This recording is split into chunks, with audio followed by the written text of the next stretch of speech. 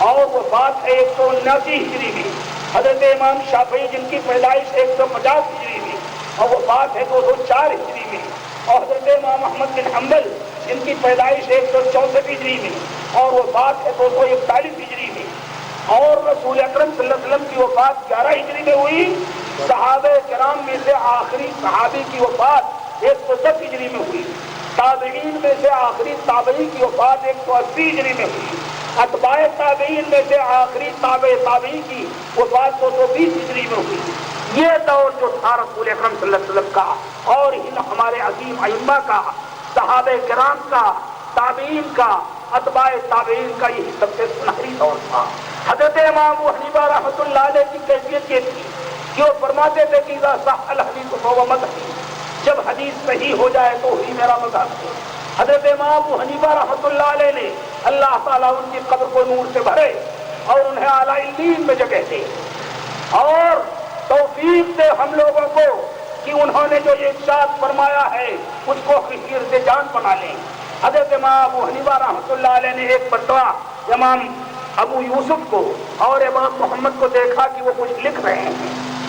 اپنے شاگردوں کو. تو پوچھا کیا لکھ رہے ہو؟ کہا آپ کی تقریر. تو فرمایا میری تقریر کیوں تم لکھ رہے ہو؟ میں نے یہ جو تقریر تیار کی ہے، یہ جو مسئلہ سیکھا ہے، یہ علمی مسئلہ جو استنباط کیا ہے، یہ تو قرآن و حدیث سے کیا ہے، لہذا تم قرآن و حدیث کو براہ راست لکھو. حضرت امام شافعی فرماتے ہیں کہ جب کوئی حدیث صحیح ہو جائے تو وہی میرا مذہب ہے، اور اگر میرے مذہب کے خلاف کوئی حدیث مل جائے تو میری بات کو دیوار پر سے مارو. اور حضرت امام مالک فرماتے ہیں کل یؤخذ من قولہ ویترک الا صاحب ھذا القبر، ہر ایک کی کوئی بات لی جائے گی جو قرآن و حدیث کے موافق ہوگی، اور جو قرآن و حدیث کے خلاف ہوگی اس کو چھوڑ دیا جائے گا، سوائے اس قبر والے رسول اکرم صلی اللہ علیہ وسلم کے کہ آپ کی ہر بات حجت ہے. اور امام احمد فرماتے ہیں لا تقلدنی ولا تقلد شافعیا ولا الاوزاعیا ولا الثوریا بل خذ من حیث اخذوا. نہ تو میری تقلید کرو، نہ امام شافعی کی تقلید کرو، نہ امام ثوری کی تقلید کرو، نہ امام اوزاعی کی تقلید کرو. ان لوگوں سے نے جہاں سے دین کا حکم لیا ہے وہاں سے لو. تو ہم اس کے قائل ہیں کہ جب قرآن و حدیث آ جائے تو جیسے ائمہ اربعہ نے فرمایا ہے ہمیں کسی کا قول چھوڑ دینا چاہیے مگر اس کا احترام دل میں ہونا چاہیے. ہمارا عقیدہ ہے کہ حضرت امام ابو حنیفہ، حضرت امام مالک، حضرت امام شافعی، حضرت امام احمد یہ دین کے ائمہ تھے، دین کے خادم تھے، دین کے امین تھے، دین کے اساطین تھے. یہ دین ان کے ذریعے پھیلا، دین کے ان کے ذریعے نشر و اشاعت ہوئی. ان کے لیے ہمیں دعائیں کرنا چاہیے. ہم دعا کرتے ہیں ربنا اغفر لنا ولاخواننا الذین سبقونا بالایمان. اللہ تعالی ہمیں بخش دے، ہمارے ان بھائیوں کو بخش دے جو ہم سے پہلے گزر چکے. یہ سارے ائمہ سب کے لیے ہمیں دعائیں مغفرت کرنا چاہیے. جب اللہ کے رسول نے فرمایا ہے کہ میرے لیے دعا کرو، یہ درود دعا ہے اللہم صلی علی محمد وعلی آل محمد. اللہ تعالیٰ تو رحمت نازل فرما محمد صلی اللہ علیہ وسلم پر اور محمد صلی اللہ علیہ وسلم کی آل اولاد پر، جیسے تو نے رحمت نازل فرمائی ابراہیم پر اور ابراہیم کی آل اولاد پر.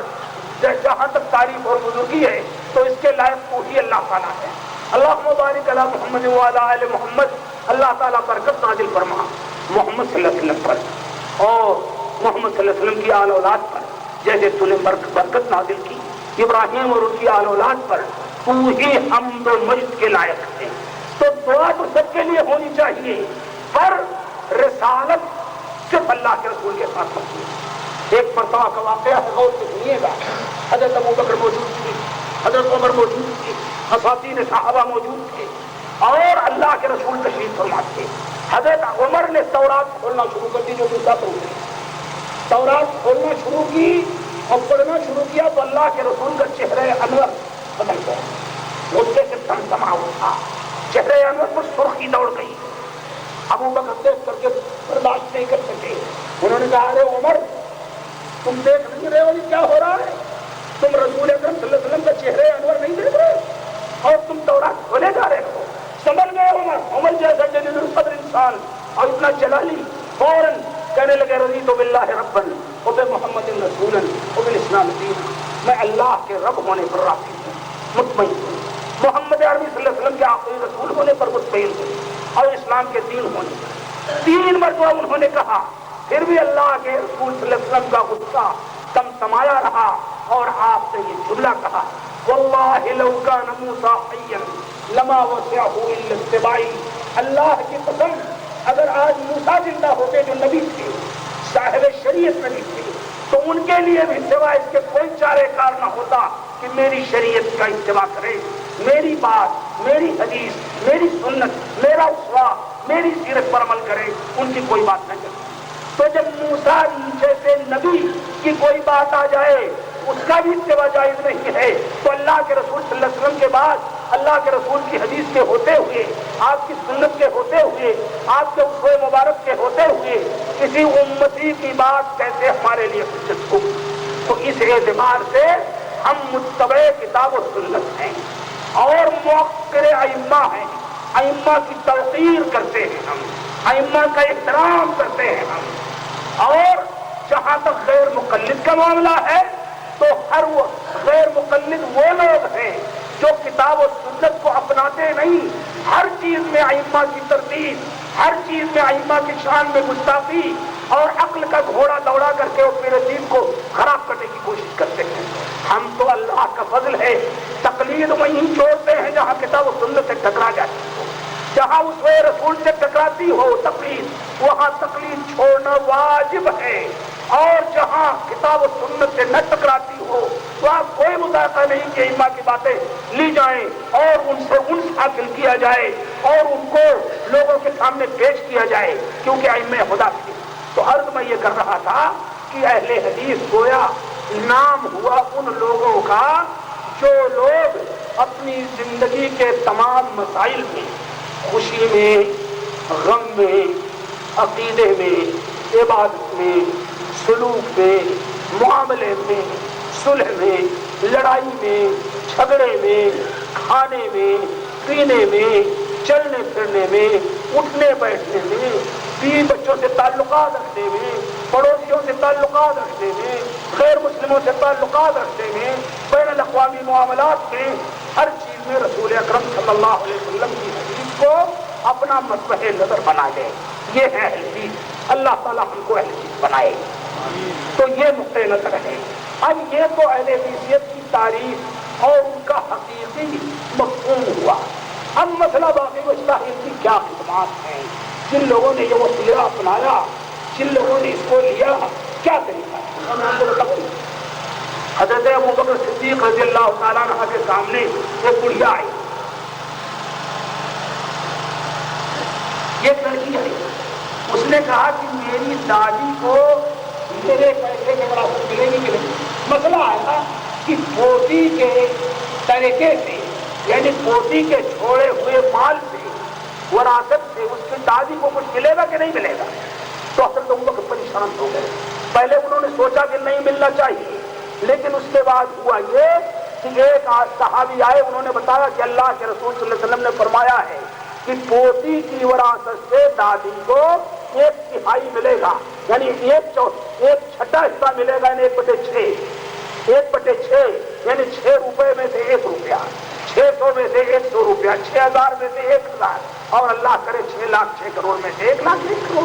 ملے گا 6 حصہ۔ چنانچہ حضرت ابوبکر صدیق رضی اللہ تعالیٰ عنہ فوراً مطمئن ہو گئے کہ اللہ تبارک و تعالیٰ کا فضل ہے کہ اللہ تعالیٰ نے توفیق دی، ہمارے اس نبی کی امت میں ایسے لوگ زندہ ہیں جو اللہ کے رسول کی حدیث یاد رکھیں۔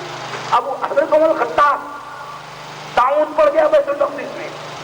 تو وہاں سے جب سنا انہوں نے کہ تعاون پڑ گیا ہے، لوٹنے لگے، تو لوگوں نے پوچھا، کسی نے کہا تفر من قدر اللہ، کیا تم اللہ کی تقدیر سے بھاگ رہے ہو تعاون سے؟ تو عمر نے کہا افر من قدر اللہ الی قدر اللہ، میں اللہ کی تقدیر سے اللہ کی تقدیر کی طرف بھاگ رہا ہوں۔ اتنے میں ایک صحابی آئے، انہوں نے کہا کہ اللہ کے رسول نے فرمایا ہے کہ جب کسی زمین میں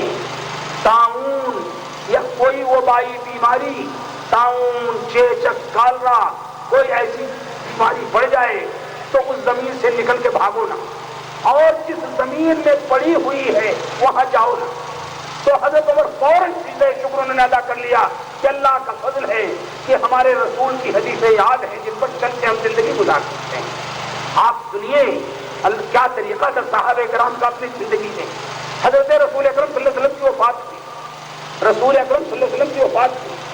وفات کے بعد مسئلہ یہ پیدا ہوا, دو مسائل آئے. سب سے پہلے کہ آپ کی تدفین کیسے ہو, کیسی قبر میں ہو. روایات میں ہے کہ اللہ کے رسول کو لحد پسند, شق نہیں. قبر دو قسموں کی ہوتی ہے, ایک تو صندوقچے کی طرح کھود دی جائے اور ایک بغل میں جنازہ رکھنے کا حصہ دیوار میں کھود دیا جائے. پہلے جنازہ وہاں اندر رکھ دیا جائے, کروٹ جتنا ہی جنازہ رکھا جائے. جنازہ ہمیشہ دائیں کروٹ پر لٹایا جانا چاہیے تاکہ رخ قبلے کی طرف رہے. جو لوگ بھی چت لٹاتے ہیں وہ سنت کے خلاف کرتے ہیں. دائیں کروٹ پر, دائیں پہلو پر. اگر جسم نہ ٹکے مردہ ہونے کی وجہ سے تو کمر یا کولہے کے پاس کوئی روڑا یا اینٹ لگا دیجیے تاکہ ٹک جائے دائیں پہلو پر. چت لٹانا جائز نہیں, کوئی گنجائش نہیں. دائیں کروٹ پر لٹانا چاہیے. تو پگلی کھود کر دائیں کروٹ پر لٹا کر پھر تختہ لگا کر اسے بند کر کے پوری مٹی بھر دی جائے. اور ایک ہے شق کہ سیدھی قبر کھودی جائے اور اسی قبر میں مردے کو رکھا جائے. جائز دونوں ہے, لیکن اللہ کے رسول کو وہی پسند. شق نہیں پسند تھی, لحد پسند, یعنی بغلی قبر. چنانچہ اللہ کے رسول کی بغلی قبر کھودی گئی. رسول اکرم صلی اللہ علیہ وسلم کے بعد سب سے مسئلہ پہلا یہ پیدا ہوا کہ اللہ کے رسول کا نائب کون ہوگا. تو اب نائب کے بارے میں انصار کھڑے ہوئے. یہ موجودہ دور کے اختلافات نے ہماری چولے ہلا دی. اب تو برادری کی اقلیتیں اتنی زیادہ ہمیں تباہ کر رہی ہیں, اتنی تباہ کر رہی ہیں. اور موجودہ دور کی حکومتیں جن کے یہاں برادری اور طبقاتیت پہلے سے ہے, کوئی ہریجن ہے, کوئی شودر ہے, کوئی چھتری ہے, کوئی برہمن ہے, کوئی بنیا ہے, پھر ان میں شیڈول کاسٹ ہیں, شیڈول ٹرائبس ہیں. ان لوگوں نے کوشش کی مسلمانوں کو بھی خانوں میں تقسیم کر دیا جائے. ورنہ مسلمانوں کے بارے میں اللہ کے رسول نے فرمایا تھا کلکم آدم من آدم و آدم من تراب. کسی عربی کو عجمی پر نہیں, کسی عجمی کو عربی پر نہیں, کسی گورے کو کالے پر, کسی کالے کو گورے پر کوئی فضیلت نہیں. تم سب آدم کی اولاد ہو اور آدم مٹی سے بنے ہیں, اس لیے سب کے سب برابر. ان اکرمکم عند اللہ اتقاکم, تم میں کا سب سے بزرگ آدمی وہ ہے, سب سے اچھا آدمی وہ ہے, سب سے معزز آدمی وہ ہے, سب سے محترم آدمی وہ ہے جو سب سے زیادہ اللہ سے ڈرتا ہو. کوئی سید زادہ اگر شرابی ہے, اگر مشرک ہے, اگر حرام خور ہے, تو اس چھوٹے پیشہ کرنے والا مسلمان جو روئی دھن کے روٹی کماتا ہے یا بن کے کماتا ہے یا لوہا گھڑ کے یا لکڑی چیر کر یا کوئی اور کام کر کے کماتا ہے, اگر وہ نیک ہے تو ایسے سید زادے سے 1000 درجہ بہتر, 1000 درجہ بہتر ہے. اللہ کے رسول کے چچا ابو لہب عبد العزا قریشی تھے اور حضرت بلال غلام زادے تھے, لیکن عمر کہتے تھے وہ بلال کو سیدنا و ابن سیدنا, یہ ہمارے آقا. اللہ کے رسول صلی اللہ علیہ وسلم نے اسامہ بن زید کے بیٹے اسامہ کو اپنا محبوب بنایا جو ایک غلام کے بیٹے تھے. تو اللہ کے شوہر یہ کر رہا تھا کہ انصار میں اور مہاجرین میں جھگڑا ہوا. مہاجرین نے یہ کہا کہ جب مصیبت کا وقت آیا تو ہم اپنا وطن, اپنی جائیدادیں, اپنی بیویاں, بچے, اپنی پراپرٹی, اپنی ساری قدریں, اپنا سارا سرکہ, اپنا سارا ماضی سب چھوڑ کر مدینہ آ گئے اللہ کے رسول کے ساتھ. تو اللہ کے رسول کے ساتھ جب آ گئے تو ہماری فکر نہیں ہے. اور انصار نے کہا کہ جب تم کو کسی نے پناہ نہیں دیا تھا تو ہم نے پناہ, لہٰذا ہمارا حاصل ہونا چاہیے. اتنے میں ابو بکر صدیق آئے اور انہوں نے کہا رسول اکرم صلی اللہ علیہ وسلم نے فرمایا ہے الائمۃ من قریش, ائمہ قریش میں, لہذا کوئی غیر قریشی, ماں فرمائیے موجودہ دور کے قریش کی اصطلاح وہ نہیں ہے, موجودہ دور کی اصطلاح کے بارے میں نہیں جانتا اور میں اس مسئلے کو چھیڑ کر تقریر لمبی کرنا چاہتا ہوں. تو فرمایا کہ ائمہ قریش میں سے ہوں گے. چنانچہ آگے بڑھے عمر اور ابو عبیدہ بن الجراح اور ابو بکر کو آگے بڑھ کر کے بیعت کرنے لگے. ابو بکر نے کہا نہیں عمر یا ابو عبیدہ, کہا نہیں آپ اللہ کے رسول کے سب سے محبوب تھے, لہٰذا آپ کے ہاتھ پر. چنانچہ بیعت کر لی, انصار نے بھی بیعت کر لی. تو جہاں حدیث رسول آ گئی کسی نے یہ نہیں کہا کہ یہ تو تنہا ابو بکر راوی ہے اور ابو بکر خود قریشی ہے, ابو بکر خود مہاجر ہیں، لہذا ان کی تنہا روایت کیسے قبول کی جائے گی؟ آج کے علماء اور موجودہ دور کے تجدید و اصلاح کے دعوے دار چیختے ہیں کہ خبر احاد یعنی ایک آدمی کی روایت سے کوئی حدیث ثابت ہو تو وہ واجب العمل نہیں ہے، لیکن یہاں صرف ابو بکر راوی تھے، کسی نے یہ اعتراض نہیں اٹھایا کہ ابو بکر تنہا تم راوی ہو، کسی اور کو گواہ پیش کرو تب ہم قبول کریں گے، سب نے بیعت کر دی اور اسلامی خلافت کا مسئلہ طے کیا۔ ابو بکر خلیفہ بن گئے،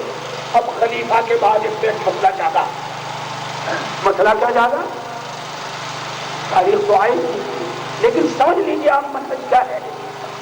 کیا طریقہ تھا صحابہ کرام کا، کیا بھی تاریخ حدیث کرے گی۔ فاطمہ رضی اللہ تعالیٰ عنہ علی کے ساتھ آئیں اور ابو بکر سے کہا باغ فتح جو اللہ کے رسول کو مال غنیمت میں ملا تھا اور اللہ کے رسول اس کو خرچ کرتے تھے ہم لوگوں پر، اب وہ بات ہو گئی تو ہمیں ملنا چاہیے، کہتے ہیں تنہا اللہ کے رسول۔ تو ابو بکر صدیق آگے بڑھے اور انہوں نے کہا بیٹی تم میری نظر میں اپنی بیٹی عائشہ سے زیادہ عزیز ہو، عائشہ و اسماء سے، لیکن اللہ کے رسول کی سنت تم سے زیادہ عزیز، اور اللہ کے رسول صلی اللہ علیہ وسلم نے فرمایا ہے نحن معاشر الانبیاء لا نرث ولا نورث ما ترکناہ فوق صدقہ، ہم انبیاء کی جماعت ہم مال میں نہ تو کسی کے وارث ہوتے ہیں نہ ہمارا کوئی وارث ہوتا ہے، جو کچھ ہم نے چھوڑا ہے وہ صدقہ ہے، لہذا چونکہ اللہ کے رسول نے روک دیا ہے وراثت سے، لہذا میں وراثت کو نہیں دے رہا۔ دیکھیے پہلا مسئلہ تھا خلافت کا، دوسرا مسئلہ آیا وراثت کا، اور تیسرا مسئلہ اور آیا، حضرت زید بن حارثہ کو حضرت جعفر طیار کو قتل کر دیا تھا رومیوں نے غزوہ موٹا میں، ہار گئے تھے مسلمان، اور خالد بن ولید رضی اللہ تعالیٰ عنہ کسی صورت سے جن کو اللہ کے رسول نے سیف من سیوف اللہ کہا، اللہ کی تلواروں میں سے ایک تلوار، وہ تلوار جب آئی تو یہ مسئلہ ختم ہوا اور کسی صورت سے باقی مادہ فوج کو واپس لے آئے، تو اللہ کے رسول نے حضرت اسامہ کو جو زید کے بیٹے تھے یہ جھنڈا سونپا تھا، علم سونپا تھا کہ جاؤ اور تم رومیوں سے انتقام لو۔ عین اس وقت جب اللہ کے رسول کی وفات ہوئی، خلافت منتقل ہو گئی، پر فتنے جاگے، کچھ لوگوں نے زکات دینے سے انکار کر دیا، کچھ لوگ مرتد ہو گئے، مسلمہ کذاب اٹھا اور اس نے نبوت کا دعویٰ کر دیا، پورا ہنگامہ، پورا فتنہ، پورا انتشار پیدا ہو گیا۔ تو صحابہ کرام نے کہا کہ ابو بکر تم اسامہ کے لشکر کو اس وقت باہر نہ بھیجو، اگر بھیجو گے کہیں دشمن نے آ کر مدینے پر حملہ کر دیا تو اسلامی حکومت تباہ ہو جائے گی۔ تو حضرت ابو بکر صدیق رضی اللہ تعالیٰ عنہ کا ایک ہی جملہ تھا، حضرت ابو بکر صدیق کا ایک ہی جملہ تھا، اللہ کی قسم ہزار مصلحتیں قربان، ہزار مصلحتیں زمین کے نیچے، ہزار مصلحتیں چولہے بہار میں، میں وہی کروں گا جو اللہ کے رسول نے کیا۔ اللہ کے رسول نے جو لشکر مقرر کر دیا تھا چاہے جتنا خوف ہو، لیکن اللہ کے رسول کی حکم کا اتباع میرے نزدیک ہر مصلحت پر مقدم ہے۔ آج اگر ابھی کہہ دیا جائے کہ بھائی عیدگاہ میں عورتوں کو لے جانا فرض ہے، اللہ کے رسول نے فرمایا ہے فرض ہے، اللہ ام عطیہ کہتی ہمیں حکم دیتے تھے اللہ کے رسول کہ ہم عیدگاہ میں عورتوں کو پردے کے ساتھ لے جائیں، عورتیں خوشبو لگا کر نہ جائیں، جھنکتے ہوئے زیور پہن کے نہ جائیں، بے پردہ نہ جائیں اور بے پردہ نہ بیٹھیں، یہاں تک کہ حائضہ عورت، یہاں تک کہ وہ عورت جس کے بچہ پیدا ہوا ہے، جس کی نماز چھوٹ رہی ہے، وہ بھی ضرور جائے، پر وہ دعا میں شریک رہے کہ نماز نہیں پڑھے گی، مگر عیدگاہ میں جانا ضروری ہے۔ تو ہمارے دور کی دنیا کہتی ہے کتاب مصلحت کے خلاف، یعنی یہ مصلحت کے خلاف اگر درگاہوں میں عورتیں جائیں، جو کچھ چاہیں کریں، بازار میں جائیں جو کچھ کریں، میلوں میں جائیں، ویڈیو دیکھیں، سینما میں اپنا سر پیٹیں، تو یہ مصلحت کے خلاف نہیں، مصلحت کے خلاف عورت کا پردے کے ساتھ چلا جانا۔ تو یہاں لوگوں نے مصلحت کا وعدہ دعویٰ کیا، تو ابو بکر نے کہا ہزار مصلحتیں قربان اللہ کے رسول کی ایک سنت پر۔ چنانچہ حضرت اسامہ کا لشکر بھیجا اور حضرت اسامہ ادھر جیت کے آئے، اور ادھر خالد بن ولید نے مسلمہ کذاب تختیہ پاشا کر دیا، ادھر مانعین زکات باندھ دیے گئے، اور اللہ کے رسول کی سنت پر عمل کا یہ نتیجہ ہوا کہ ساری جگہ اپنی رسول سنا آپ نے حضرت ابو بکر اور حضرت عمر کو ہوا، کس طرح یہ ایک حدیث کے لیے مرتے ملتے؟ تو اہل حدیث کے معنی یہ کہ جب کوئی حدیث آ جائے تو صرف کوئی چیز نہیں، کسی شخص کا کوئی مصلحت، کسی شخص کا عمل، کوئی وجہ، یہ ہے تاریخ جو صحابہ کرام کے دور سے بنی ہوئی۔ میں نے آپ اور یہی طریقہ رہا حضرت ابو بکر کے دور میں، حضرت عمر کے دور میں، حضرت عثمان کے دور میں، حضرت علی کے دور میں، پھر تابعین کے دور میں، پھر اتباع تابعین کے دور میں، ائمہ اربعہ کا میں نے ذکر کیا، اور اللہ کے رسول صلی اللہ علیہ وسلم نے فرمایا اقتدوا بعدی بأبی ابا بکر و عمر، میرے بعد ابو بکر کی پیروی کرنا اور عمر کی پیروی کرنا، اور فرمایا رسول اکرم صلی اللہ علیہ وسلم نے علیکم بسنتی وسنت الخلفاء الراشدین المہدیین عضوا علیہا بالنواجذ، تم لازم پکڑو میری سنت کو، اور میری سنت میں کوئی چیز نہ ملے تو خلفاء راشدین کے عمل کو دیکھو اور مضبوطی سے اس کو پکڑ لو، اسی کے ذریعے تم لوگ گمراہی سے بچ سکو گے۔ تو اللہ کے رسول نے جو طریقہ بتایا تھا اسی طریقے پر چل کے ہم کسی کام کو کر سکتے ہیں۔ اب بتاؤں میں اس تاریخ طریقے کے خلاف کب مشکلات پیدا ہوئی۔ ایک دور آیا جب عجمی اسلام میں داخل ہوئے، ان کے یہاں کا کلچر، ان کے یہاں کی تہذیب، فارسیوں کا کلچر، کسرا کا کلچر، قیصر کا کلچر آ کر کے گھسپیٹ کرنے لگا، اور مسلمانوں کے ہاں بھی یہودی اور نصرانی لڑکیوں سے شادی تک کا رجحان جاگا، عجیب کیفیت ہوئی۔ تو جب یہ مختلف چیزیں ہوئیں تو وہ حضرات جو حضرت علی کے عقیدت مند تھے انہوں نے ان تمام روایتوں کا انکار کرنا شروع کیا جو حضرت ابو بکر اور حضرت عمر اور حضرت عثمان کی فضیلت تھی۔ ہاں سنیے آپ، حضرت معاویہ کو گالیاں دینا شروع کی، اور پھر جب خلافت بنو امیہ آئی تو امیر معاویہ کے جن سے عقیدت مند تھے انہوں نے حضرت علی کا نام خطبے سے نکالا اور حضرت علی پر لعنتیں برسانے لگے۔ تو نتیجہ یہ ہوا اس کا کہ صحابہ کا دور ختم ہوتے ہوتے صحابہ تو سارے معجزات کا انکار اسلام سے خروج ہے۔ اسی طرح اس کا بھی ہمیں عقیدہ ہے کہ بعض بڑے بڑے پرہیزگار اور متقی لوگوں سے کچھ ایسی چیزیں بھی صادر ہوئی ہیں جب وہ متبع سنت تھے، شرک سے بچنے والے، بدعات سے بچنے والے، جو عام انسانی عقل میں نہیں آ سکتی، ان کو لوگوں نے کرامات کہا ہے، لیکن یہ بہت کم ہے۔ ہم اولیاء کرام اور ولی کس کو کہتے ہیں؟ ولی وہ ہے جو اللہ پر ایمان لائے۔ ایک بہت بڑے صوفی گزرے ہیں، وہ کہتے ہیں باقاعدہ بستانی کہ اگر کوئی تم سے کہے کہ فلاں آدمی پانی میں تیرتا ہوا چلا جاتا ہے، یعنی پانی میں گھستا ہے اور ڈوبتا نہیں تیراکی نہ جاننے کے باوجود، یا فلاں آدمی ہوا میں اڑ رہا ہے، تو کہا اس پر تعجب نہ کرو، اس لیے کہ پانی میں تو مچھلی بھی تیرتی ہے اور ہوا میں چڑیا بھی اڑتی ہے۔ لیکن اگر کوئی یہ کہے کہ فلاں آدمی کتاب و سنت پر پورے طور پر عامل ہے، پورے طور پر کتاب و سنت کے تقاضوں پر چل رہا ہے، تو یہ بات اہم ہے اور تعجب کی ہے، اور یہ بات ایسی ہے جو قابل قدر ہو۔ تو کسی آدمی کی ولایت سب سے بڑی یہ ہے کہ وہ اللہ کا اتنا بڑا دوست بن جائے کہ اللہ کی توحید میں اپنے آپ کو ختم کر دے اور کہیں اس کے عمل سے شرک اور بدعت کی بو نہ آنے پائے۔ تو عرض یہ کر رہا تھا کہ حضرت یہ صحابہ کرام اور تابعین، تو جب دوسری قومیں گھسی تو معتزلہ نے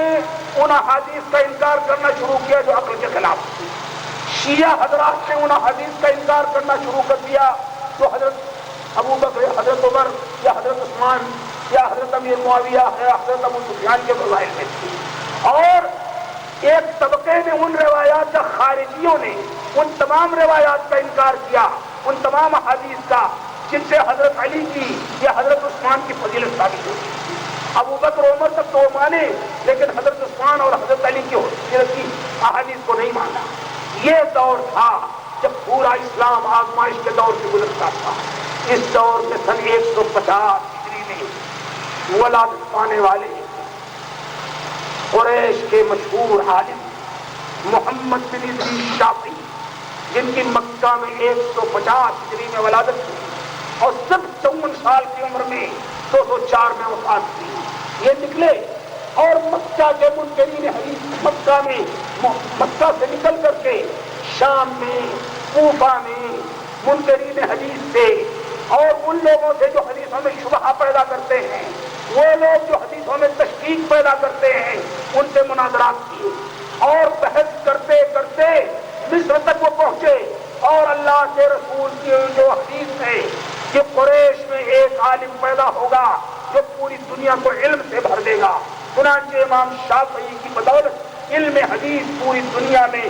پھیل گیا اور ان کی مشہور کتاب الرسالہ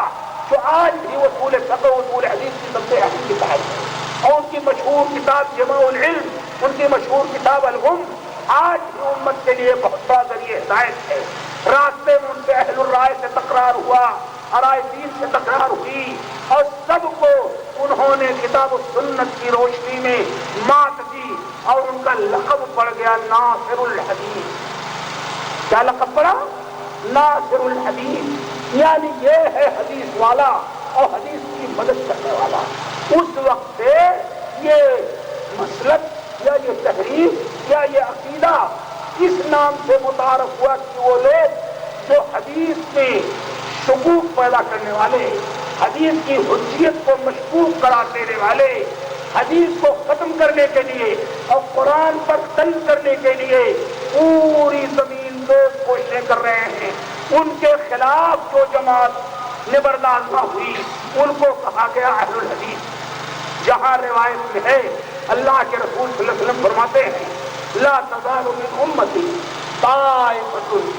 ظاہرین علی الحق، میری امت میں یہ گروہ ہمیشہ ایسا رہے گا جو دلائل و براہین کے ذریعے غالب ہوگا اور اس کو کوئی نقصان نہیں پہنچا پائے گا، دلائل و براہین کی دنیا میں وہی غالب رہے گا۔ اور جہاں اللہ کے رسول نے فرمایا ہے افترقت الیہود علی 71 فرقہ والنصارى على 72 فرقہ وسب ستفترق امتی على 73 فرقہ كلها في النار الا واحدہ قلنا من هي یا رسول اللہ قال ما انا علیہ واصحابی۔ اللہ کے رسول صلی اللہ علیہ وسلم نے فرمایا کہ ایک دور آئے گا جیسے یہودیوں کے 71 فرقے ہو گئے، جیسے یہود نصرانیوں میں، عیسائیوں میں 72 فرقے ہو گئے، میری امت میں 73 ٹکڑیاں ہو جائیں گی، سب کے سب دوزخی ہوں گے سوائے اس فرقے کے جو میرے طریقے پر اور میرے صحابہ کے طریقے پر چلے گا۔ صرف آمین رسول دین میں نہیں ہے، لیکن نوٹ کریے نا، توحید میں، عبادات میں، معاملات و اخلاق میں، سلوک میں، یعنی صحابہ کی طرح سچے، امانت دار، حدیث کا احترام کرنے والے، اللہ کے رسول کی عزت کرنے والے، قرآن و حدیث کو پورے طور پر اپنی زندگی میں اپنانے والے جو لوگ ہوں گے وہی دوزخ سے نجات پائیں گے۔ اللہ تبارک و تعالیٰ ہم سب کو دوزخ سے نجات دے۔ تو اس طرح سے اس دور میں جن لوگوں نے اٹھ کر کے حدیث کا دفاع کیا، حدیث کی مدد کی اور حدیث کے مخالفین کا قلع قمع کیا، حدیث کے مخالفین کو اپنے مناظرات میں، اپنی گفتگو میں، اپنے عمل میں، اپنے کردار پہ نیچا دکھایا، ان کا نام پڑ گیا اہل الحدیث۔ اسی لیے حضرت امام احمد بن حنبل رحمۃ اللہ علیہ فرماتے ہیں وہ گروہ جس کے بارے میں اللہ کے رسول نے خوشخبری دی ہے کہ وہ غلبہ ہوگا، اس کا لا ادری اذا لم يكونوا اهل الحديث والغالب، یہ اہل حدیث حضرات ہیں۔ تو یہ تو ہوا اہل حدیث کا پس منظر، اس کا طریقہ کار، خیر القرون سے لے کر اس وقت تک جب تک ان کا نام اہل الحدیث یا ناصر الحدیث نہیں پڑا تب تک کی پوری کہانی۔ اب اس کے بعد کی تاریخ پر آپ کو غور کرنا ہے۔ تاریخ کا بڑا دائرہ چیز، یہ تو اصولی طور پر میں نے اہل حدیث کی پوری فکر پر روشنی ڈالی مختصر، لیکن اہل حدیث کی تاریخ کہاں چھوڑی جائے اور کہاں لیا جائے یہ بڑا ٹیڑھا مسئلہ ہے۔ اہل حدیث کی پوری تاریخ پوری دنیا پر چھائی ہوئی، پوری دنیا پر چھائی ہوئی ہے۔ افریقہ میں آپ کو بتاؤں، حضرت میاں نذیر حسین محدث دہلوی رحمۃ اللہ علیہ کے شاگردوں میں قاضی محمد مشری شہری رحمۃ اللہ علیہ جو نواب صدیق حسن کے ہاں چیف جسٹس تھے، جب نواب صدیق حسن خان کی وفات ہوئی اور شاہ جہاں بیگم کو ستانے لگی انگریز حکومت، تو 1319 ہجری میں جب شاہ جہاں بیگم کی وفات کے کچھ دن پہلے وہ اپنی زندگی سے مایوس سی ہونے لگی تو انہوں نے کہا آپ لوگ کہاں جانا چاہتے ہیں؟ تو شیخ مظہر حسین نے کہا میں مکہ جانا چاہتا ہوں۔ قاضی محمد مچھلی شہری نے کہا میں یورپ دین کی دعوت و تبلیغ کے لیے جانا چاہتا ہوں۔ میاں نذیر حسین صاحب محدث دہلوی کے شاگردوں میں علامہ ابو محمد ابراہیم عروی تھے جو یہاں سے مکہ گئے۔ مکہ مکرمہ میں جمل اللیل کے گھر میں انہوں نے قادیانیوں سے مناظرہ کر کے انہیں شکست دی اور وہ یورپ دعوت و تبلیغ کے لیے جانا چاہتے تھے لیکن وہ بات ہو گئی۔ تو عرض یہ کر رہا تھا کہ اہل حدیث کی تاریخ اتنی وسیع ہے، اتنی بڑی ہے۔ عبد القدوس ہاشمی جو کراچی یونیورسٹی کے وائس چانسلر تھے، ایک مرتبہ چائنا گئے تو وہاں ایک شیخ ملے محمد جو آمین رفل دین بھی کرتے تھے اور وہاں اکثریت پورے طور پر ان بھائیوں کی ہے جو حضرت امام ابو حنیفہ کی طرف اپنی نسبت کرتے ہیں۔ تو انہوں نے پوچھا کہ حضرت یہ کہاں ملا آپ کو تحفہ؟ تو انہوں نے جواب دیا کہ میں میاں نذیر حسین محدث دہلوی کا شاگرد ہوں۔ میاں صاحب کے دوسرے شاگرد حضرت شیخ سعد بن نصیف اور شیخ اسحاق بن عبد الرحمن آل شیخ آج پیٹرول ڈالر کے دور میں دنیا کہتی ہے پوری تحریک توحید کی جو ہے وہ نجد سے آئی ہے، معاف فرمائیے گا، پوری توحید اور سنت کی تحریک اللہ کے رسول کے دور سے چلی ہے اور ہندوستان کے محدثین نے جو خدمات انجام دی ہیں ان کی مثال نہیں ہے۔ میاں صاحب سے شیخ محمد بن الوہاب نجدی کے پوتے اسحاق بن عبد الرحمن اور شیخ سعد بن نصیف آئے اور 1309 سے لے کر کے 1330 میں میاں صاحب کی وفات ہوئی۔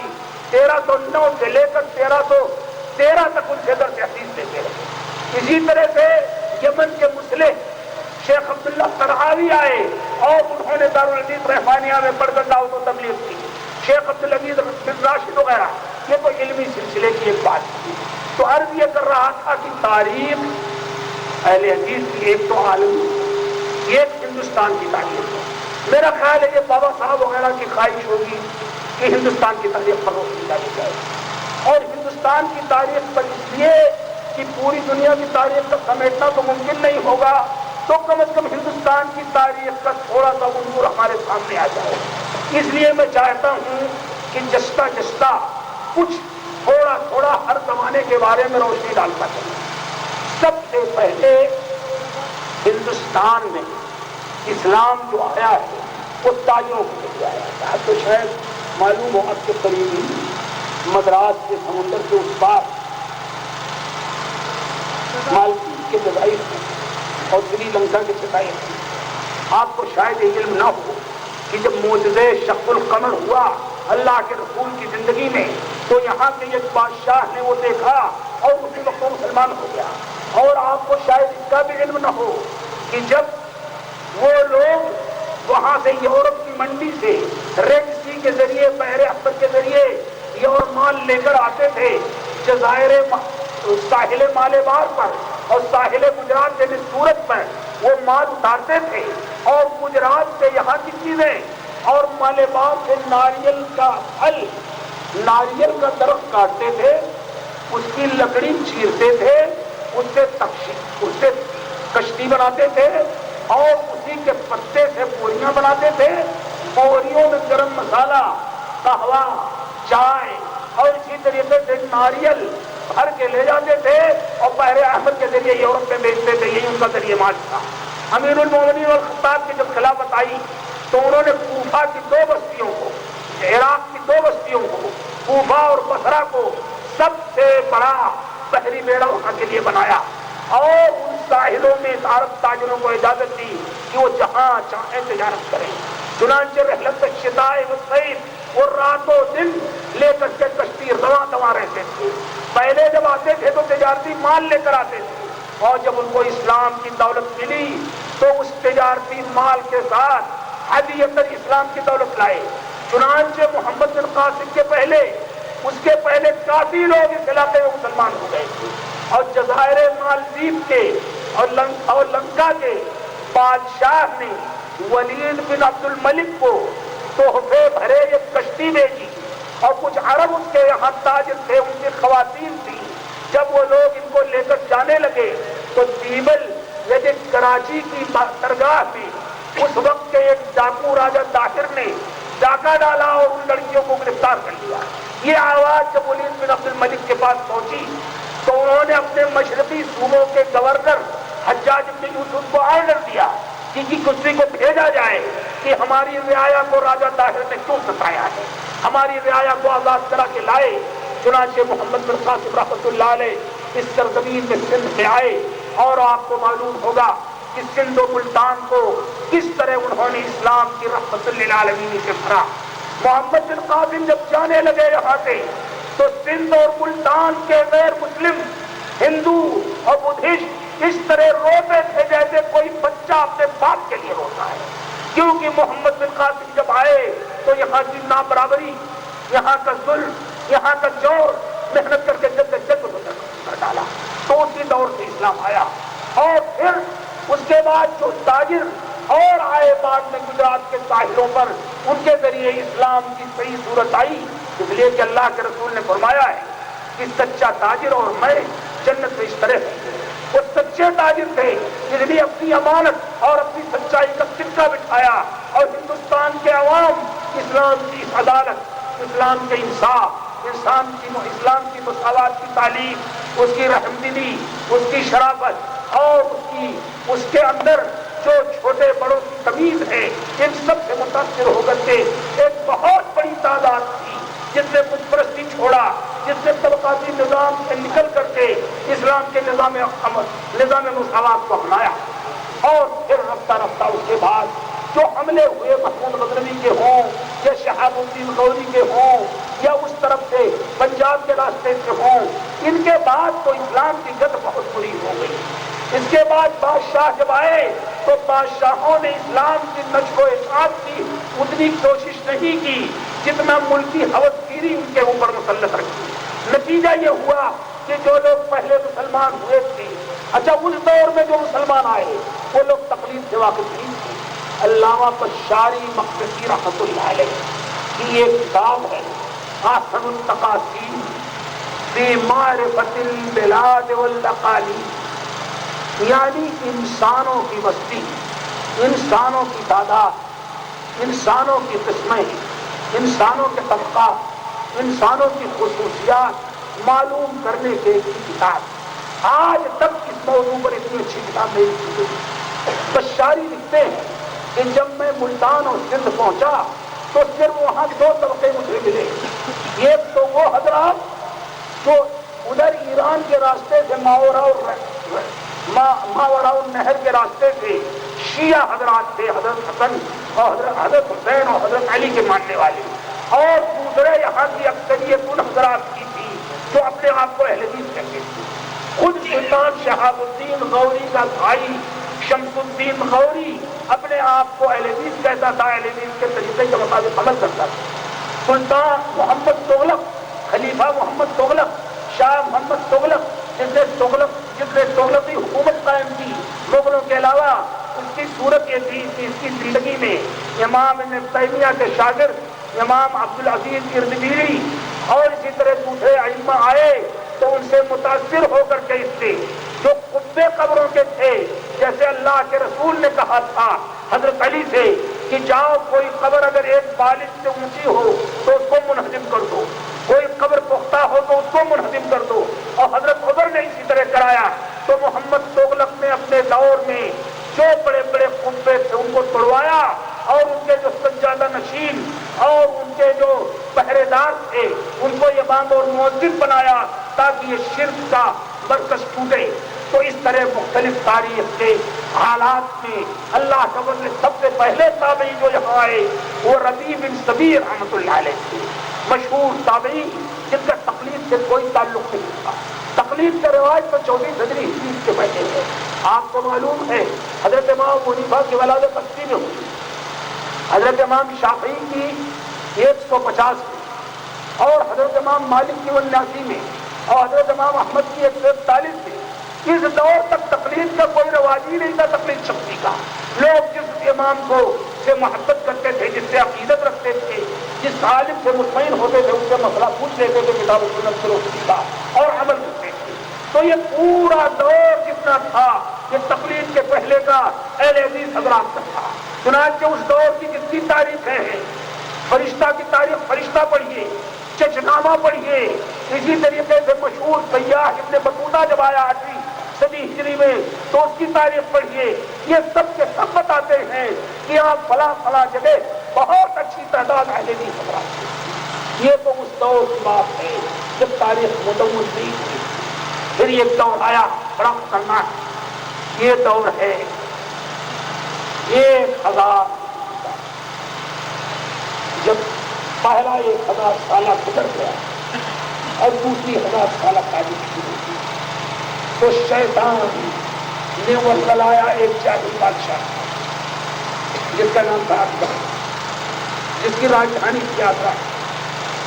اور جس کے بچہ نہیں پیدا ہوتا تھا تو جا کر کے آپ کو معلوم ہے کس طرح جا کر کے اس نے شیخ سلیم چشتی کے ہاں کیا کیا چیزیں اجمیر جا کر کے کس طرح فریاد طلب کی اور اس کے عقیدے کے مطابق اولاد کی. تو اکبر جاہل اس میں کوئی شبہ نہیں کہ وہ اصول حکمرانی سے واقف تھا، لیکن وہ نہیں جانتا تھا کہ اللہ کے دین کا تقاضا کیا ہے، رسول اکرم صلی اللہ علیہ وسلم کی شخصیت کا جانب کیا ہے، اللہ کے رسول کی اطاعت کتنی واجب ہے. چنانچہ اس نے ایک شرارت کی کہ اب محمد عربی صلی اللہ علیہ وسلم کی شریعت جو تھی اس کی عمر صرف 1000 سال تھی. اس کے وزیروں ابو الفضل اور فیضی نے اسے ورغلایا کہ حضرت موسیٰ علیہ السلام کی شریعت 500 سال کی، حضرت عیسیٰ کی بھی 500 سال کی، محمد عربی صلی اللہ علیہ وسلم کی شریعت 1000 سال کی ہے. اب 1000 سال جب پورا ہوا تو آپ کی شریعت ختم ہوئی، اب نیا دین تم ایجاد کرو. چنانچہ اکبر نے شرارت کر کے دین الہی کے نام سے ایک نیا دین ایجاد کیا. آپ جا کے آگرہ کے قلعے میں دیکھیے کہ قلعے میں جو آرچ ہے اس میں یہودیوں کا آرچ بھی ہے، عیسائیوں کا آرچ بھی ہے، کچھ تھوڑا سا مسلم آرچ بھی ہے، تھوڑا سا مغربی آرچ ہے. اس نے مخلوط چیز، مثلا اس نے فجر کی نماز حرام قرار دے دی، فجر کی نماز حرام قرار دے دی، عشاء کی نماز منسوخ کر دی، داڑھی رکھنا حرام قرار دے دیا، قربانی کرنا حرام قرار دے دیا، پردہ ممنوع قرار دے دیا. اور یہ جب نازک صورتحال ہوئی کہ اس نے پوری شریعت اسلامیہ کو چیلنج کیا، سارے صوفیہ اپنے خطوں میں اپنے درگاہوں میں بیٹھے ہوئے آنکھتے رہے، اس کی پرواہ نہیں ہوئی کہ اکبر کیا کر رہا ہے. اس دور میں شیخ عبدالحسن سرہندی جن کا لقب پڑا مجدد الثانی یعنی دوسرے 1000 سالہ تاریخ کا مجدد، وہ کھڑے ہوئے اور انہوں نے کہا غلط ہے، محمد عربی صلی اللہ علیہ وسلم پر جو شریعت اتری، وہ جو دین آیا وہ قیامت تک کے لیے ہے، قیامت کے پہلے کوئی طاقت اس کو منسوخ نہیں کر سکتی. چنانچہ گوالیار کے جیل میں ان کو ڈال دیا گیا اور جیل میں پہنچنے کے بعد نہ تو انہوں نے کوئی شورش. ایک اور بات ہے، تحریک الحدیث کی ایک بڑی خوبی رہی ہے، ان لوگوں نے حالات کی اصلاح، سوسائٹی کی اصلاح کے لیے انہوں نے کوئی شورش کہیں دفاع نہیں کی، اشتعال کہیں نہیں رپا دیا، کسی حاکم وقت کے سامنے خامخواہ کے لیے وہ تلوار لے کر کے نہیں کھڑے ہوئے، نہ کوئی انہوں نے سازش برداشت کی تھی.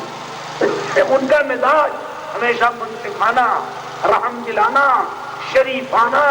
بامروت اور باانصاف تھا. تو مجدد الثانی نے قلعہ گوالیار میں سے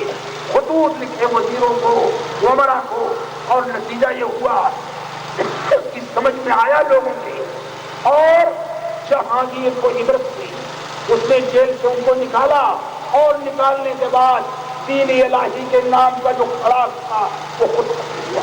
پھر مجدد الثانی رحمۃ اللہ علیہ کی جو کیفیت تھی، انہوں نے دیکھا کہ سوسائٹی میں گراوٹ کیوں آئی، تو انہوں نے باقاعدہ کہا کہ سنو، بدعت شیطان کا کام ہے اور اللہ کو شیطان سے کیا کام، لہذا کوئی بھی بدعت ہو یہ حرام ہے. ایک مرتبہ انہوں نے کسی سے پوچھا، ان سے کسی نے کہ امام کے پوچھے اگر ہم یہ کہیں کہ نیت کرتا ہوں پیچھے اس امام کی 4 رکعت نماز ظہر یا عصر یا مغرب یا عشاء کی، تو کیا زبان سے نیت کے الفاظ کہنے جائز ہیں؟ انہوں نے کہا نہیں، اللہ تعالیٰ کے رسول نے نہیں کہا ہے، لہذا دل کی بھی عمل کا نام نیت زبان سے کہنا جائز نہیں۔ اسی طرح سے انہوں نے اپنے دور کے صوفیہ کو، علماء کو آمادہ کیا کہ تم نے سنت کی اور حدیث کی راہ چھوڑ کر کے یہ جو وحدت الوجود کی راہ اپنا لی ہے، تصوف و ضلالت کی، یہ خطرناک اس سے توبہ کرو۔ اور پھر شیخ مجدد الفانی رحمۃ اللہ علیہ کے بعد ان کے شاگردوں میں شیخ مظہر جان جانا، اسی طرح سے ان کے دوسرے شاگردوں نے کچھ تھوڑی بہت جزئی غلطیاں رہی لیکن کوشش کی کسی صورت سے سنت کا بول بالا ہو۔ یہاں تک کہ شاہ عبدالحق محدث دہلوی سامنے آئے اور انہوں نے مشکات المصابیح کی ایک شرح عربی میں لکھی، ایک شرح فارسی میں لکھی اور کئی کتابیں حدیث میں لکھی۔ اگرچہ فقہی طور پر وہ ایک خاص امام کے ساتھ وابستہ رہے لیکن حدیث کی انہوں نے زبردست۔ اور پھر شاہ عبدالحق محدث دہلوی رحمۃ اللہ علیہ کے بعد شاہ ولی اللہ محدث دہلوی رحمۃ اللہ علیہ کا دور آیا۔ ان کو اللہ تعالیٰ نے توفیق دی کہ یہ مدینہ منورہ مکہ مکرمہ جائیں اور وہاں شیخ طاہر قربی سے حدیث پڑھیں۔ حدیث پڑھنے کے بعد جب وہ آئے تو انہوں نے حجت اللہ البالغہ لکھی، یقت الجید لکھی، الانصاف لکھی، موطا کی شرحیں لکھی اور کھل کے لکھا کہ سب سے افضل راستہ، سب سے اچھا راستہ اصحاب حدیث کا ہے، محدثین کا ہے۔ فقہا کا میں احترام کرتا ہوں لیکن فقہائے حدیث کا راستہ سب سے بہتر راستہ ہے۔ رفع الیدین اور آمین وغیرہ کے مسائل میں انہوں نے لکھا کہ دلائل کی روشنی میں رفع الیدین کرنا، آمین بالجہر کہنا، امام کے پیچھے سورہ فاتحہ پڑھنا، یہ زیادہ ثابت ہے۔ اسی طرح سے میلاد وغیرہ کی جو بدعتیں تھیں ان کی کھل کر تردید کی انہوں نے۔ پھر شاہ ولی اللہ محدث دہلوی کے دور میں ایک بہت بڑے سجادہ نشین تھے، علامہ فاخر زائر الہ آبادی، جو دائرے اجمل شاہ الہ آباد کے باقاعدہ سجادہ نشین تھے۔ اللہ تعالیٰ نے ان کو توفیق دی، وہ بھی مدینہ میں گئے۔ شیخ طاہر قرنی سے پڑھا، خورشید ان کی تاریخ پیدائش ہے اور زوال خورشید تاریخ وفات 1120 میں پیدائش ہوئی اور 1164 میں وفات، یعنی صرف 44 سال کی عمر میں وفات ہو گئی۔ انہوں نے نور السنہ وغیرہ تقیوں کتابیں فارسی کی لکھ کر ثابت کیا کہ اس وقت اور ہر دور میں صرف اللہ کے رسول کی سنت و حدیث ہے جس سے انسانیت کی صلاح و فلاح ہو سکتی ہے۔ اور اس کے بعد علامہ فاخر ظاہر الہ آبادی کے بعد شاہ ولی اللہ کے شاگردوں میں ملا معین سندھی صاحب درازات اللبیب جو مشہور سندھی امام و عالم ہیں، اور شیخ محمد حیات محدث سندھی رحمۃ اللہ علیہ۔ اسی طریقے سے آپ کے شاگردوں میں آپ کے بڑے بیٹے شاہ عبدالعزیز جنہوں نے بستان المحدثین لکھی، جنہوں نے شیعوں کے جواب میں توبہ اثنا جریہ لکھا، اور دوسرے شاگرد شاہ رفیع الدین جنہوں نے قرآن پاک کا ترجمہ کیا، تیسرے بیٹے شاہ عبد القادر جنہوں نے قرآن کا ترجمہ کیا، چوتھے بیٹے جن کے نطفے سے شاہ محمد اسماعیل رحمۃ اللہ علیہ پیدا ہوئے۔ میں شہید نہیں کہتا نہ ان کو نہ کسی کو، اس لیے کہ صحیح بخاری کی روایت ہے کہ کسی کو تم شہید نہیں کہہ سکتے، شہید وہی ہے جو اللہ کے علم میں شہید ہے۔ چنانچہ حضرت عمر کی وفات کی، شہادت کی، حضرت عثمان کی، حضرت علی کی، کسی کو شہید نہیں کہا گیا، کسی کا لقب شہید نہیں دیا گیا، اس لیے کسی کو شہید کہتے ہیں اسے جس کی موت میں فرشتے حاضر ہوں اور جو جنتی ہو۔ ہم کیا جانے کون جنتی ہے کون نہیں، صرف وہ لوگ جنتی ہیں جن کے جنتی ہونے کی خوشخبری اللہ تعالیٰ نے اپنے رسول کے زبانی دلا دی۔ عشرے مبشرہ 10 مشہور صحابہ جن کے جنتی ہونے کی خوشخبری اللہ کے رسول نے سنا دی۔ صحابہ کرام کے بارے میں ہمارا عقیدہ ہے کہ صحابہ کرام رضی اللہ عنہم اجمعین عادل تھے، ان سے کوئی سی جھوٹ کا، شریعت کے خلاف کسی روایت کا ثبوت نہیں ہوا، اور ان سے اللہ راضی ہوا، اللہ ان سے راضی، وہ اللہ سے راضی ہوئے۔ اور جو صحابی کو گالی دے گا، ان کی شان میں توہین کرے گا یا ان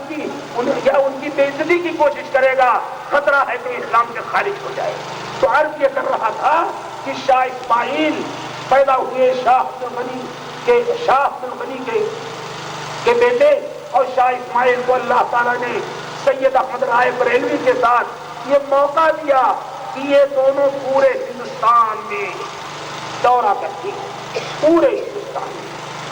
خود یا تو گئے جیسے پٹنہ، کلکتہ اور اس طرف پنجاب کی سرزمین اور اس طرف ٹاؤن تک خود گئے، اور یہ جنوبی ہند کے علاقوں میں میں نام بنام آپ کو بتاتا ہوں کہ کیسے عظیم شخصیتوں کو بھیجا تاکہ آپ کو پتا چلے کہ یہ علاقہ اس طرح بنجر نہیں رہا ہے، اس علاقے پر وہ سب سے زیادہ خدمت کی کوشش کی گئی ہے۔ اتنا زبردست تحریک تھی شاہ اسماعیل کی کہ ٹاؤن کا نواب مکمل طور پر بدعت و شرک کو اور تقلید کو چھوڑ کر کے اہل حدیث ہو گیا۔ اسی طرح حیدرآباد میں گولکنڈہ میں رہنے والا نواب مبارک الدولہ جو اپنے دور کا نظام کے دور کا اس دور کا خلیفہ تھا، اس دور کا نواب تھا، وہ حضرت مولانا محمد علی رحمت اللہ علیہ رامپوری کے ہاتھ پر بیعت ہو کر اور سید احمد رائے بریلوی اور شاہ اسماعیل کی تحریک کو قبول کر کے مکمل طور پر اہل حدیث ہوا، اور آخر اس کے خلاف انگریزوں کی CID آئی، اسے حکومت سے الگ کیا گیا۔ اس طرح نواب مبارک الدولہ نے حکومت سے ہاتھ دھونا تو گوارا کر لیا حیدرآباد کی حکومت سے، لیکن یہ گوارا نہیں کیا کہ وہ تحریک جس پر وہ ایمان لے آیا ہے، وہ مسلک اور وہ عقیدہ جس کو وہ اپنا چکا ہے، یعنی مسلک اہل حدیث، اس کو چھوڑے۔ نواب صدیق حسن خان کے بارے میں آپ نے سنا ہی، بھوپال کے نواب تھے، وہ اسی الزام میں وہ بھی مبارک الدولہ کی طرح حکومت سے الگ کیے گئے۔ مدراس کے ارکاٹ کے مشہور نواب تحور چند والا جا حضرت مولانا محمد علی لاہوری، حضرت مولانا محمد علی رامپوری اور مولانا حیدر علی رامپوری کی دعوت و تبلیغ سے متاثر ہو کر ان لوگوں نے گھروں سے کودے اور گھروں سے ساری بدعتیں ختم کی، اور کھل کر ان لوگوں نے عقیدہ اور فکر اہل حدیث قبول کیا۔ سرحد کے علاقوں میں جو سرحد افغانستان اور پاکستان اور ہندوستان کے حدود پر ہے، اس میں اشخانہ کے سادات جو سب سے بڑے بادشاہ کے ان علاقوں میں، ان سب کو اللہ تعالیٰ نے توفیق دی کہ وہ مسلک حق قبول کریں۔ حیدرآباد کا دوسرا نواب نصیر الدین، اسے بھی اللہ تعالیٰ نے توفیق دی کہ نواب مبارک الدولہ کے ساتھ شریک ہو کر کے انگریزوں کے خلاف جہاد کرے۔ اسی طرح سے بہادر شاہ ظفر کا پوتا فیروز شاہ اور اس کا بھائی عیزت شاہ، ان دونوں نے نواب صدیق حسن میاں نذیر حسین محسن دہلوی رحمۃ اللہ علیہ کے درس میں شرکت کی، اور میاں صاحب کے ذریعے انہوں نے کوشش کی کسی صورت سے انگریزوں کے ظلم کو نجات ملے، اور میاں نذیر حسین محسن دہلوی کو اعزاز دیا گیا کہ جب مغلیہ دور میں کوئی فتویٰ آتا تھا یا کوئی جھگڑا ہوتا تھا تو اس جھگڑے کو نمٹانے کے لیے مغل بادشاہ اس وقت اٹھا کر کے میاں نذیر حسین محسن دہلوی کے پاس بھیج دیتا تھا، اس معاملے کو آپ نمٹانے کی کوشش کیجیے۔ تو اس طرح تحریک اہل حدیث جو میاں نذیر حسین محسن دہلوی، جو شاہ اسماعیل اور سید احمد رائے بریلوی اور ان کے شاگردوں کے ذریعے چلی، مولانا ولایت علی صاحب پوری، مولانا عنایت علی صاحب پوری، اور اسی طریقے سے مولانا عبداللہ علی، مولانا یحییٰ علی، یہ وہ لوگ ہیں، یہ کیفیت کی کہ خود میاں نذیر حسین محسن دہلوی انگریزوں کے خلاف جد و جہد کرتے ہوئے 1300 ہجری میں، یعنی 1888 میں تقریباً 1886 میں راوی پنڈی کے جیل میں 1 سال کے قید کیے گئے۔ ایک محدث نواب صدیق حسن خان کی حکومت چھین لی گئی 1812 میں نہیں، 1887 میں ان کی حکومت چھین لی گئی۔ یہی دور کا جو داروگیر کا تھا، یہ آپ کو شاید معلوم نہ ہو کہ شاہ محمد اسماعیل نے اور سید احمد رائے بریلوی نے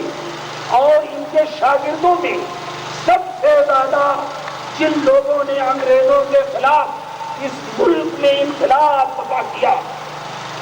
اور اس ملک کو اور اپنے وطن کو انگریزوں سے آزاد کرانے کی کوشش کی، وہ لوگ وہی تھے جو میاں صاحب کے شاگرد تھے یا شاہ اسماعیل کے شاگرد تھے، اور ان لوگوں کی صورتحال، ان کا جو مقصد تھا اس ملک کی آزادی سے، وہ بھی آپ سن لیجئے کہ کتنا وسیع اور مشرف تھا ان کا، اور کیا طریقہ تھا ان لوگوں کا کام کرنے کا۔ سید احمد رائے بریلوی جنہوں نے 1825 سے لے کر انہوں نے اور ان کے ساتھی شاہ اسماعیل نے اور ان کے دوسرے ساتھی شاہ عبدالحی برہانوی نے 1825 سے لے کر 1831 تک پوری فوج کو، پوری تعداد کو، پورے جوانوں کو اکٹھا کر کے انگریزوں کے خلاف نبردازمہ ہونے کے لیے اس سرحد پر گئے۔ اس وقت جو خطوط لکھے تھے انہوں نے یہاں کے لوگوں کے نام، ان میں سے ایک خط فارسی کا میں پڑھتا ہوں تو آپ کو اندازہ ہوگا کہ تحریک اہل حدیث کبھی بھی طیش، کبھی بھی اشتعال کی قائل نہیں رہتی ہے۔ ہمیشہ اس نے اس ملک میں امن و شانتی کے لیے بھرپور جدوجہد کی ہے۔ نواب سید احمد رائے بریلوی اور شاہ اسماعیل نے اس وقت گوالیار کے راجا ہندو راؤ کو اور چترال کے شاہ سلیمان کو جو خط لکھا تھا اس کا مضمون یہ ہے: برائے اسلامی روشن و بخنس کہ بیگاندہ بعید الوطن ملوک زمین و زمن گردیدہ وہ تاجران متاع فروش بسلطنت رسیدہ عمارت عمرائے کباب اور ریاست رؤسائے عالی مقدار برباد نمودان وہ عزت و اعتبار عیشہ بالکل رمودہ چوں دہلی ریاست، چوں اہل ریاست و سیاست درداوی خمول و شیطان ناچار چند اہل فقر و مسکنت کمر ہمت رستہ این جماعت ذوفا محض بر بنائے خدمت دین رب العالمین۔ ترجمہ اس کا یہ ہے: گوالیار کے راجا ہندو راؤ کو لکھا سید احمد رائے بریلوی نے اور شاہ اسماعیل نے کہ آپ سے یہ بات چھپی ہوئی نہیں ہے کہ دور ہمارے وطن سے دور کے رہنے والے کچھ تاجر ہمارے ملک میں آئے اور وہ زمین اور زمانے کے بادشاہ بن چکے ہیں۔ کچھ لوگ جو تجارت کے غرض سے آئے تھے، برٹش انڈیا کمپنی جو تجارت کے لیے جس میں مغل بادشاہوں کی اجازت لگی، کچھ لوگ جو تجارت کے نام سے آئے تھے وہاں یہاں آ کر کے انہوں نے سلطنت کا قبضہ کر لیا اور بڑے بڑے عمرا، بڑے بڑے بادشاہ، بڑے بڑے راجا اور بڑی بڑی شخصیتوں کی عزت انہوں نے ساتھ ملا دی۔ ان کی عزت بالکل نہیں رہ گئی اور کیفیت، لیکن اب مشکل یہ ہے اس نازک صورت میں بھی مختلف ریاستوں کے سردار، مختلف رجواڑوں کے راجا، مختلف علاقوں کے بادشاہ وہ سے گمنامی میں بیٹھ چکے، کوئی آواز اٹھانے والا نہیں۔ ایسی کیفیت میں ہم جیسے چند محتاج، چند مسکین، چند کمزور طالب علموں نے کمر ہمت باندھی اور ہم کچھ کمزور لوگوں کو آگے نکلے کر کے نکلے تاکہ اللہ کے دین کی خدمت کریں اور اس ملک کو اجنبی استعمار سے، انگریزوں سے نجات دلا کر کے اس ملک کے باشندوں کو سونپ دیں تاکہ یہاں اللہ کا یہ ہے حضرت سید احمد اور حضرت شاہ اسماعیل کا خط۔ اتنا صلح پسند طبیعت، اتنا وسیع المشرب ذہن، اتنا صلح جو ذہن اور اس ملک کا اتنا زیادہ وفادار، اس ملک کی اتنی زیادہ محبت کی مثال تاریخ میں بہت کم ملے گی۔ آپ کو معلوم ہے کہ ہندوستان کی جنگ آزادی جن لوگوں نے لڑی، سب سے پہلی جنگ آزادی لڑی تھی علی وردی خان کے نواب سراج الدولہ نے 1757 میں پلاسی کی جنگ، اور جو فرار اس کے ساتھ ہوا۔ پھر اس کے بعد 1799 میں سلطان ٹیپو نے اللہ تعالیٰ اس کو شہادت کا درجہ عطا فرمایا اور پورنیہ وغیرہ جس طرح اس کے ساتھ غداری کی۔ 1831 میں سید احمد رائے بریلوی اور شاہ محمد اسماعیل اور شاہ ولی اللہ اور اسی طریقے سے مولانا ولایت علی عظیم آبادی، مولانا عنایت علی عظیم آبادی، ان سارے لوگوں نے جدوجہد کی اور 1831 سے جو لڑائی چلی یہ آتے آتے 1857 میں یہ ایک عام جہاد کی شکل اختیار کرتے ہوئے انگریزوں کا رہنا یہاں دشوار ہو گیا۔ جو لڑائی ہوئی میرٹھ سے اس میں علماء اہل حدیث پیش ہے، تاریخ کے جتنے بھی اہم تاریخ نگار ہیں، چاہے ڈاکٹر تارا چند ہوں، چاہے دوسرے لوگ، سب مانتے ہیں کہ 1857 کی جنگ آزادی حق ہے، تسلسل ہے، سید احمد رائے بریلوی اور شاہ اسماعیل دہلوی رحمۃ اللہ علیہ کی جد و جہد کا۔ چنانچہ ان کے بہت سے لوگ ادھر سرحد پر بیٹھ کر کے لڑائی لڑ رہے تھے۔ یہی وجہ ہے کہ 1857 کے بعد انگریزوں نے جو دار و گیر کی اس ملک میں انگریزوں کی جو دار و گیر ہوئی اور جو ظلم ہوا انگریزوں کا، وہ ظلم کا نشانہ پورے طور پر صرف اہل حدیث علماء، اہل حدیث خاندان، اہل حدیث شخصیتیں بنی۔ 1857 میں یہاں کی وہ لڑائی ہوئی۔ 1864 عیسوی میں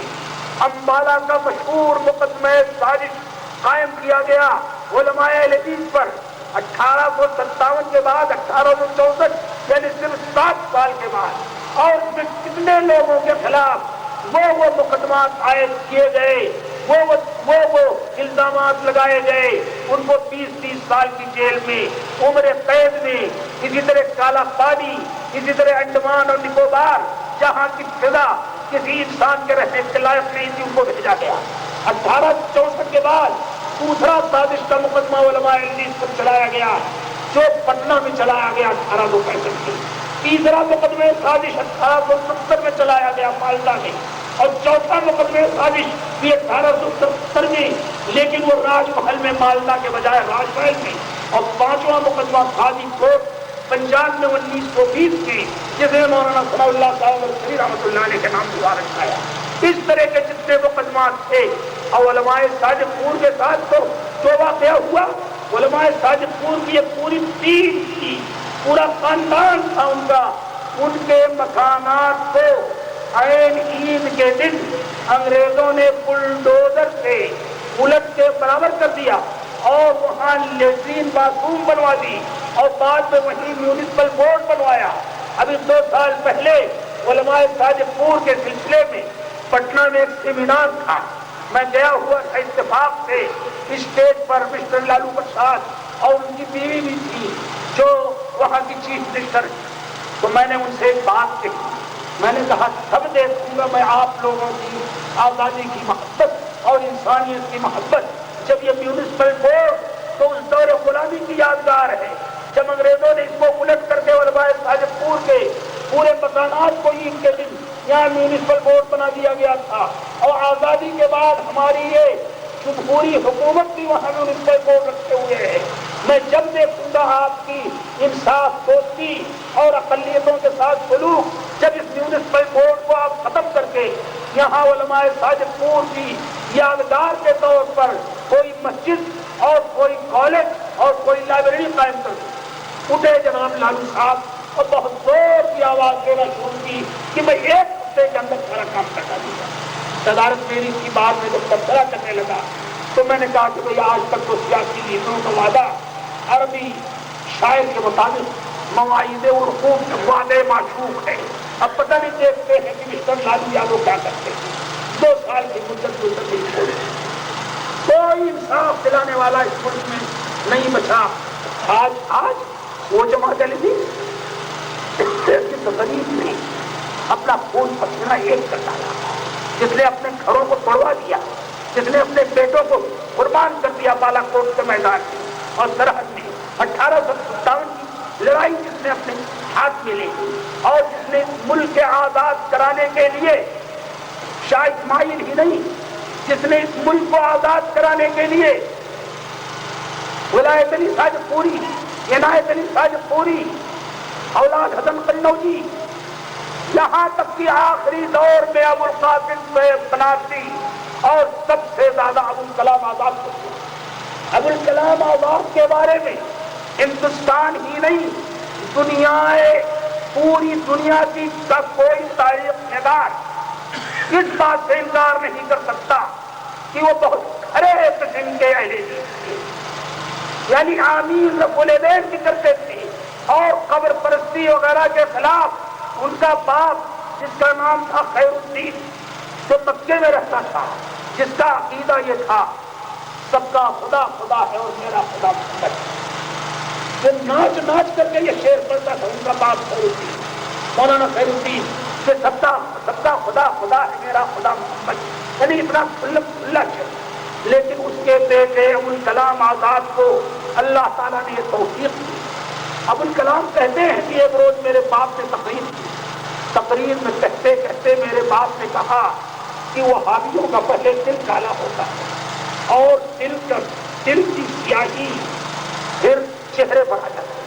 اور چہرہ سیاہ ہو کر کے بالکل مکروہ ہو جاتا ہے. تو کہنے لگا ابوالکلام آزاد کہتے ہیں لکھتے ہیں کہ سوال ایک روز میرے باپ کے شاگردوں نے ایک آدمی کو مارنا پیٹنا شروع کیا, بہت نوجوان سا آدمی خوبصورت کے سچے میں بھاگا دوڑا آیا, چھوٹا سا بچہ اور میں بہت خوبصورت مجھے یوسف کہتے. تو میں نے ابا سے کہا کہ ابا یہ تو مجھ سے زیادہ خوبصورت وہابی کیسے ہوگا؟ وہابی کے بارے میں تو آپ نے بتایا ہے کہ اس کا دل کالا ہوتا ہے پھر چہرہ بس کالا ہو جاتا ہے, یہ تو مجھ سے بھی زیادہ خوبصورت ہے پھر کیسے وہابی؟ تو کہتے ہیں ایک چمک میرے باپ نے کی اس کے بعد اور وہ کہتے ہیں اسی چمک سے میری زندگی کا فیصلہ ہے. میں سمجھ گیا کہ جو کچھ قرآن کہتا ہے, جو کچھ حدیث کہتی ہے, جو کچھ انسانی عقل کہتی ہے, میرا باپ اس کو ماننے کے لیے تیار نہیں. میرا باپ کو چمک کے ذریعے انسان کے مزاج کو اور انسان کی فکر کو بدلنا چاہتا ہے. چنانچہ ابوالکلام آزاد نے پھر جو کتابیں لکھی, ترجمان القرآن پڑھی اس کی, تذکرہ پڑھی اس کی, امام ابن تیمیہ کے سوانح حیات کی, انہوں نے اردو سے دو دفعات جو لکھے ہیں. میں آپ سے عرض کر رہا ہوں کہ کسی بھی زبان میں, یہاں تک کہ عربی میں بھی ابن تیمیہ کے بارے میں کوئی ایسی تحریر نہیں ملے گی. نہ اسماعیل کے بارے میں ملے گی, اسماعیل دہلوی کے بارے میں, نہ ولی اللہ دہلوی کے بارے میں, نہ مجدد الفسانی کے بارے میں. تو اس سرزمین کو ہم لوگوں نے, ہماری جماعت نے, ہمارے اسلاف نے لیا کچھ نہیں. جس دور میں ہار پہنائے جانے لگے, جس دور میں آزادی کا نام لینے والوں کو ہیرو بنا کر کے اوپر اٹھایا جانے لگا, اس زمانے میں ہمارے علماء بیٹھ کر اپنی عبادت گاہوں میں, اپنے مدرسوں میں اس ملک کے معاشرے, اس ملک کی سوسائٹی کو غیر سے بھرنے, صلح جوئی سے بھرنے, شرافت سے بھرنے, اس کو پیش سے, اشتعال سے, فرقہ پرستی سے آزاد کرنے کے لیے جدوجہد کرتے. آپ کو شاید یہ حقیقت معلوم ہو, برا لگے یا بھلا, اس ملک کی تقسیم کا جب مسئلہ پیش آیا تو سردار پٹیل ہی نہیں, پنڈت جواہر لال نہرو بھی, یہاں تک کہ گاندھی جی بھی اس بات کو مان گئے کہ یہ ملک تقسیم ہو جانا چاہیے. مگر اس ملک کی تقسیم کے جو شدید مخالف تھے ان میں سب سے آگے مولانا آزاد تھے. ان کے پیچھے چلنے والوں میں سن 48 تک داؤد غزنوی بھی تھے, عبدالوہاب آروی تھے, ابوالقاسم فیض بھی تھے, یہاں تک کہ علماء حدیث جو پاکستان چلے گئے, غلام رسول مہر, اسی طرح سے اسماعیل گجران والا, عطا اللہ حنیف, اسی طریقے سے اسحاق, یہ سارے لوگ جو پاکستان گئے حالات کے تحت, مگر وہ آج تک اسی کے قائل ہیں کہ ملک کی تقسیم غلط تھی, ملک ایک رہنا چاہیے. تو جس جماعت نے اس ملک کو آزاد کرایا, جس نے اس کو جانی قربانیاں دی, جس نے اس ملک میں امن و شانتی پھیلانے کے لیے ابوالکلام آزاد جیسی شخصیت دی, جس نے اس ملک میں سلامتی پھیلانے کے لیے نذیر حسین جیسی شخصیت دی, جس نے اس ملک میں سلامتی پھیلانے کے لیے وہ درسگاہیں دی, جن درسگاہوں کے بچے دنیا ادھر سے ادھر ہو جائے لیکن اپنے گوشوں سے نکل کر کے کسی شورش میں شریک نہیں ہوئے. آج کے کالج, آج کے اسکول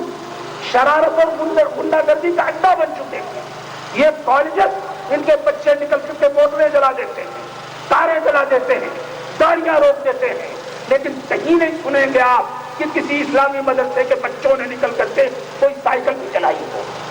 کہیں نہیں سنیں گے آپ کسی اسلامی مدرسے کے بچے نے نکل کر کے کسی استاد کے چہرے پر ہاتھ اٹھایا ہو یا بدتمیزی کی ہو. یہاں تو باقاعدہ اگر استاد کالجز میں نمبر نہ دے تو طلبا, اسٹوڈنٹ اس کے سازش کر کے اس کا قدر کرتے ہیں. تو جہاں امن و شانتی اس مدرسوں سے ابلتی ہے, جہاں شرافت کی طرزیں اٹھتی ہیں, آ کر کے دیکھیے خود ہمارا ادارہ Abul Kalam Azad Islamic awakening centre, اس کے بیسیوں مدارس جب لوگ دیکھنے آئے, اندر کی فضا دیکھی انہوں نے, جاسوسوں نے اور لوگوں نے, CID والوں نے, IB والوں نے, تو حیرت زدہ رہتے کہ صاحب یہاں تو انسان نہیں فرشتے بنتے. یہاں تو 5 وقت کی نماز, تلاوت قرآن, کسی سے جھگڑا نہیں, کوئی مہمان آ جائے تو اس کی یہ عزت. اب اس کو اگر آپ حقیقت کو الٹو گے، رات کو دن کہو گے اور دن کو رات، تو اللہ کے ہاں دیر ہے مگر اندھیر نہیں، دیر ہے